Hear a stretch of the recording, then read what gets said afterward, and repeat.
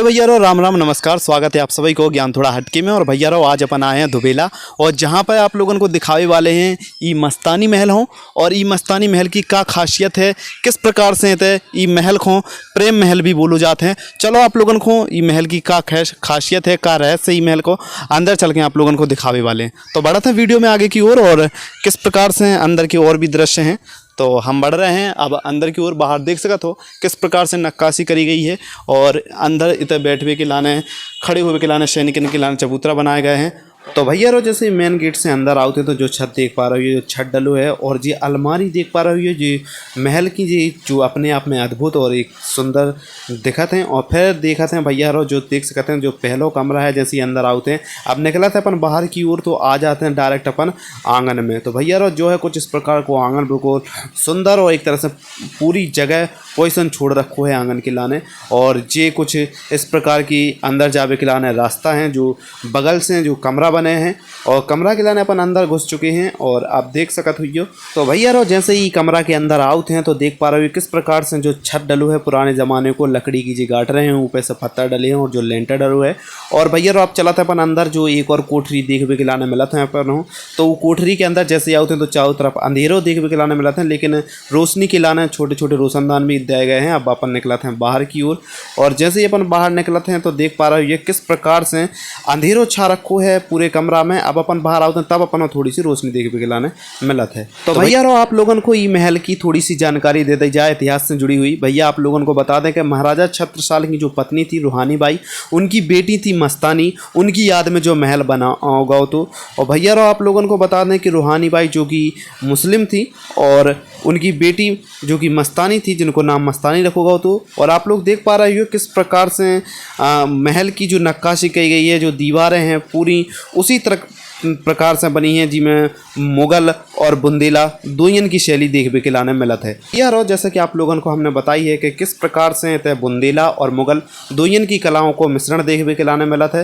देख सकते हुई जिस प्रकार से जो गेट बनो है, गेट के ऊपर आप लोगों को जो फूल दिख रहा हुई है, जो उसी कला को एक साक्षात दृश्य है। और जैसे कि आप लोग देख पा रहे हो, और किस प्रकार से डिजाइनिंग जो छतरी दी गई है ऊपर, उनमें भी डिजाइनिंग छोटी छोटी बुंदेला से जुड़ी हुई, बुंदेलखंड से जुड़ी हुई, उन कलाओं से जुड़ी हुई देखने के लाने मिलत है। अब आते हैं अपन थोड़ी और अंदर। ई कमरा में भी आप लोगों ने दिखा दो जाए, थोड़ी और आगे बढ़त हैं, तो उते भी अंधेरे को दृश्य देखने के लाने मिलत है। अंधेरा है, ई कारण से अपन अंदर ना जाएं। सेम वैसे ही दृश्य है उते अंदर को, जिस प्रकार से अब हमने आप लोगों को कोठरी दिखाई थी। अब अपन बाहर निकलते हैं, तो जो पूरा आंगन है, और आप लोगों को बता दें कि जो 2 मंजिला है, और ऊपर के लाने एक और छोटी सी जीना गए हैं। तो अपन चलो बड़ा हो जाए थोड़ी आगे की ओर। तो अब अपन बढ़ते हैं आगे।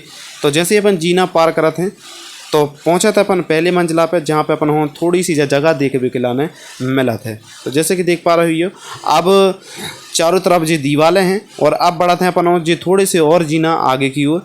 तो बढ़ जाते हैं हम दूसरे मंजिला पे, जहाँ पे जो छत देखने के लाने मिला है, और जो ई के नीचे जो कमरा थे भी आप लोगों को हमने दिखाए हैं। और बता दें कि अपन पहुँचे ही छत पे, तो किस प्रकार से देखो दृश्य है। और को बता दें ई महल को तीसरा मंजिला भी है। जस्ट हमारे पीछे आप लोग देख पा रहे हो जीना गए हैं, तो अपन वही जीना के द्वारा ऊपर चलत हैं। किस प्रकार से थे जो दृश्य है, और किस प्रकार से जी महल को बना होगा है। तो भैया रो, जीना पार करके अपन पहुंच गए हैं ऊपर, और ऊपर से कुछ इस प्रकार से महल को दृश्य है, जैसे कि आप लोग देख पा रहे हो। और अब जी खड़े हैं हम तीसरे मंजिला पे, जहां पे अपन किस प्रकार से जी खिड़कियां हैं वे देखने के लाने मिलत हैं। और जस्ट हमारे पीछे जो कि आंगन है। और आप लोगों को बता दें थोड़ा और इको इतिहास। तो भैया रो, 17वीं शताब्दी में जब महाराजा छत्रसाल बूढ़े हो चुके थे, तो उनके राज्य पर हमला करने के लाने मोहम्मद खान बंगस ने पूरी तैयारी कर ली थी। तब जाके महाराजा छत्रसाल को ई के बारे में जानकारी पता लगी, तो वे लड़वे में उस प्रकार से सक्षम नहीं थे, उनके पास सेना उतनी नहीं थी। तो करीब 20,000 की सेना के साथ मोहम्मद खान बंगस तैयार तो लड़वे के लाने। तो भैया रो, उन्होंने मदद मांगी बाजीराव प्रथम मराठा से। तो तब उन्होंने मदद मांगी और उन्हें बुलाओ गो। तो उन्होंने अपनी सेना के साथ मोहम्मद खान बंगस को हराओ और उते से भगा दो। उसके बाद भैया रो, उनकी दोस्ती रिश्तेदारी में बदल गई। तो भैया रो, फिर ऊ की जो कहानी बनी एक प्रेम के रूप में उभरी। और जब प्रेम कहानी बाजीराव मस्तानी के रूप में उभरी, तो भैया रो जैसे कि आप लोगों को बताओ कि हम तीसरे मंजिला पे हैं और होते से जो आंगन इस प्रकार को देख भी खिलाने मिल रहा हुई है, तो लोग इतने काफ़ी दूर दूर से आते हैं ये प्रेम महल हो देख भी खिलाने। तो आप लोगों को अभी ले गए थे अपन तीसरी मंजिला पे और आप लेके चल रहे हैं जो दूसरा मंजिला है। तो वो मंजिला में देख भी खिलाने रहते हैं सुंदर सुंदर खिड़कियाँ और जी में चारों तरफ से हवा आउट है बिल्कुल ठंडी ठंडी। और जा फिलहाल में कही जाए तो जा खिड़की बंद कर दी गई है बगल से, और जब चारों तरफ से जो खिड़की हैं तो बहुत सुंदर नज़ारा है। और जो तो ई झरोके से कही जाए तो महारानियाँ रानियाँ देखती हैं अपनों महल की बाहर को नज़ारों, और फिर बाहर की ओर आते हैं तो देख सकते हो जो गुम्बद बनु हैं ऊपर की ओर।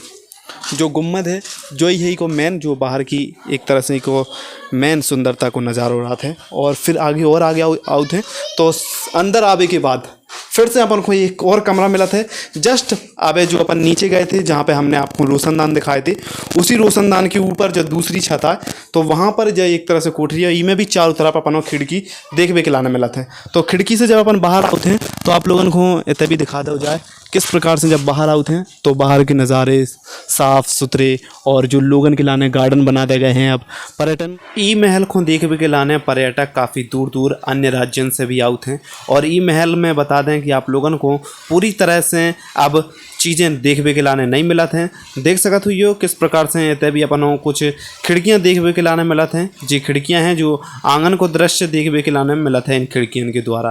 तो ऊपर आके भी अपन को ऐसी सेम झरोके देख भी के लाने मिलत है जैसे राजा महाराजा की जो पत्नियाँ होती वे ऊपर से बैठ के जो भी सभा जो भी नृत्य या कोई भी संगीत होती तो यहाँ बैठ के दिखती।